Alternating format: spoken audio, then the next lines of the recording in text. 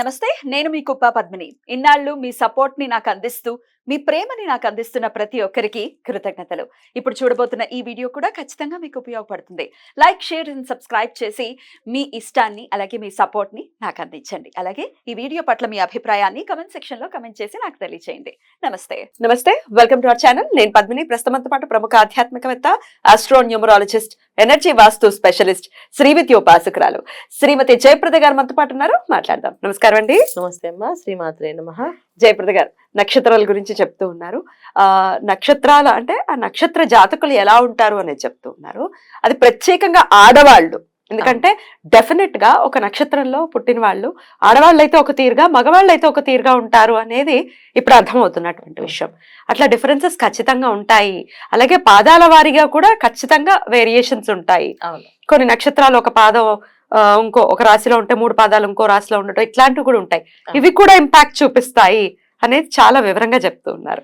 So yeah, ఎందుకంటే ఇవాళ రోజున మనకు తెలుసుకోవడం అనేది ఒక అవసరం ఉంది. అందుకని నక్షత్రం అనగానే ఈ నక్షత్రం వాళ్ళని వివాహం చేసుకోకూడదు, ఈ నక్షత్రం వాళ్ళని చేసుకోవచ్చు అని అపోహలు ఉన్నాయి కదా. ఈ అపోహలకి మనం కాదు, ఇవి ఈ నక్షత్రం వాళ్ళ లక్షణాలు ఇలా ఉంటాయి కనుక ఆలోచించి చేసుకోవచ్చు. ఇప్పుడు కొంతమంది వాళ్ళకి అమ్మాయి కొంచెం స్పీడ్గా ఉండాలి, ఉద్యోగం చేయాలి, బయట ఇంట్లో పని చూసుకోవాలనుకునే వాళ్ళకి ఆ నక్షత్రాలు చూసుకుంటే సరిపోతుంది కదా. కొంతమందికి ఇంట్లోనే ఉండాలి, బయటికి వెళ్ళకూడదు. అలా నక్షత్రాలు రీచ్ చేసుకుంటే చక్కగా వాళ్ళ ఇంట్లోనే ఉంటారు. వాళ్ళు గొడవలు ఉండవు కదా. ఈ దానికోసం ఇప్పుడున్న సిచ్యువేషన్స్ కోసం మనం ఇది అనాలిసిస్ చేయాల్సి వచ్చింది.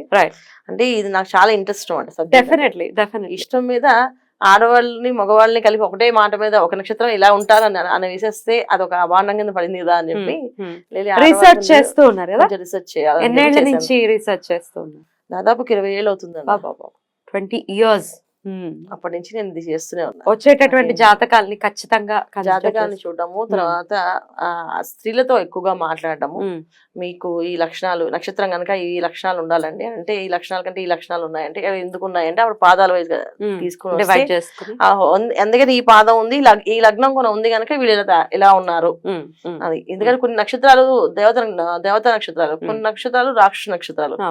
ఈ నక్షత్రాలకి వేరియేషన్స్ చూసినప్పుడు మనకి నిజంగా ఆ లక్షణం కనిపిస్తారా వీళ్ళు అని అనుకోవడానికి లేదు. అలా దేవత నక్షత్రం దేవతలా వీళ్ళు అంటే అలాగా లేదు. అలాగా దేవత గణంతో పుట్టిన వాళ్ళు రాక్షసుల్లా బిహేవ్ చేస్తున్నారు అంటే టెక్స్ట్ బుక్ లో ఏది ఉందో అది ఫాలో చేయటమే కాదు, రియాలిటీలో వాళ్ళతో మాట్లాడి వాళ్ళని అర్థం చేసుకుని ఒక అనాలిసిస్ కి వచ్చి దాని తర్వాత చెప్పడం జరుగుతుంది. అందుకే యాక్యురేట్ గా చెప్తూ ఉన్నారు ఇలా ఇలా ఉంటారు అని. దానికి కనెక్ట్ అవుతున్నారు కూడా ప్రజలు చాలా. కొన్ని నక్షత్రాల గురించి ఆల్రెడీ మాట్లాడుకోవడం జరిగింది. ఇవాళ మరికొన్ని నక్షత్రాలని మనం ఒకసారి మీరు చెప్తే మేము వింటాము. మరి స్టార్ట్ చేద్దామా? తప్పకుండా. మరి ఆశ్లేష నక్షత్రం. కొన్ని నక్షత్రాలకి కొన్ని అపవాదులు ఉన్నాయి. ఆశ్లేష అంటేనే గజ గజ గజ వణుకుతారు. అందులో అమ్మాయిలు ఆశ్లేష నక్షత్రం అంటే అసలు ఎలా ఉంటారండి? తప్పకుండా. ఆశ్లేష అమ్మాయిలు చక్కగా వాళ్ళ ఆలోచన విధానం చాలా పదునుగా ఉంటుంది. షార్ప్ అనేది చేయగలుగుతారు. కేపబిలిటీస్ అనేది వాళ్ళకి వాళ్ళ లగ్నాన్ని బట్టి ఉంటుంది. కొంతమందికి అసలు ఏం మైండ్ పనిచేయదు, యాక్టివ్గా ఉండరు, చాలా సైలెంట్గా ఉంటారు. వాళ్ళు అనుకున్న పనులు ఏవో వాళ్ళు చేసుకుంటూ ఉంటారు తప్ప ఎదుటి వాళ్ళ దగ్గర ఎక్కువ ఎక్స్ప్రెస్ అవ్వరు. ఇది కొన్ని లగ్నాలకి అలా కనెక్ట్ అయి ఉన్న జాతకం అన్నమాట. కానీ మిగతా వాళ్ళైతే చాలా బ్రెయినీస్ బాగా వాడతారు బుర్రని. అసలు వాళ్ళకున్న అంత ఫాస్ట్గా అంటే మార్చే విషయాన్ని అంటే వీళ్ళని ఏ విధంగా చెప్పచ్చు అంటే ఒక వ్యాపారం మీద ఒక ప్లాన్ చెప్పామంటే దానికి ఫస్టే వీళ్ళు ఒక లాభ నష్టాలు వేసేస్తారు. ఇది చేస్తే లాభం వస్తుంది ఈ వ్యాపారంలో, ఇది చేస్తే నష్టం వస్తుంది అనే అంత ఎనాలిసిస్ చేయడం కెపబిలిటీ వీళ్ళకి ఉంటుంది. అయితే ఏంటంటే జనరల్గా ఆశ్లేష వాళ్ళకి అదృష్టము అది కర్కాటక రాశిలో ఉండడం ఒకటి, బుధ నక్షత్రం. దీనివల్ల ఏంటి అంటే కొన్ని విషయాలు కొంతమందికి సపోర్టింగ్ ఉండదు. దానివల్ల వీళ్ళకి ఆ సపోర్ట్ లేకపోవడం వల్ల అది ఉద్రేకంగా మాట్లాడడం కానీ, మమ్మల్ని గుర్తించలేదు అన్నాం అని ఆవేశపడ్డం కానీ, గట్టిగా మాట్లాడడం కానీ జరుగుతుంటుంది. అందువల్ల వీళ్ళంటే కొంచెం భయం, అంటే వీళ్ళతో తలనొప్పేలే అని చెప్పేసి. కానీ వీళ్ళు అడిగిన విషయాలన్నీ కరెక్టే, కానీ అరిచి మాట్లాడడం వల్ల పోతుంది. అండ్ యథార్థం మాట్లాడటం వల్ల కూడా ఇబ్బంది వస్తుంది. అది యథార్థం అనేది కంటే వాళ్ళ బాధని చెప్తూ ఉంటారు.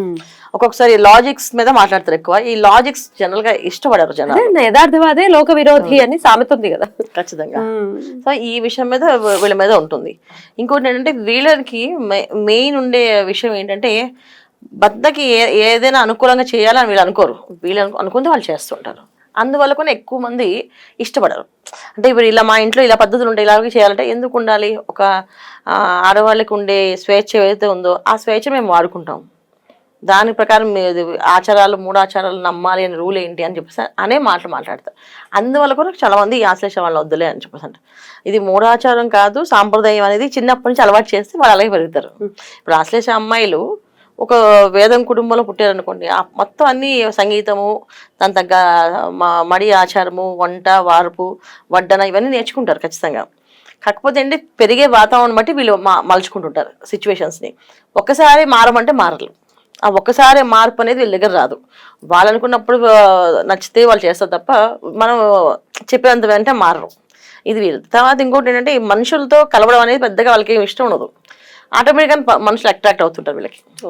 వీళ్ళతో మాట్లాడాలనుకుంటారు, వీళ్ళతో చెప్పాలనుకుంటారు, ఏ విషయమైనా ఓపెన్గా చెప్తూ ఉంటారు. పర్సనల్ విషయాలు కూడా వీళ్ళకి చెప్పేస్తూ ఉంటారు. కానీ వీళ్ళే అంటే వినాలి, వాళ్ళ విషయాలు విని మనం మాట్లాడి అదేదైనా వాళ్ళకి సలహా ఇద్దాం అనుకోరు. కానీ పరిపూర్ణంగా వీళ్ళని అడిగితే మాత్రం వాళ్ళు ఐడియా ఇస్తారు. అది మొహమాటం ఏం లేదు, అది ఎవరికి సపోర్టింగ్గా ఉండదు అనమాట. వాళ్ళకి నచ్చింది వాళ్ళు చెప్తారు ఆన్సర్. ఆ ఆన్సర్సే చాలా వరకు కొంతమంది గొడవలు వచ్చే అవకాశము, ఈ అమ్మాయి వల్లే మాకు గొడవలు స్టార్ట్ అయ్యాను అనుకోవడము, వీళ్ళని బలి చేయడము, వీళ్ళు బలిపసులుగా మారడం పాపం, ఇవి జరుగుతుంటాయి.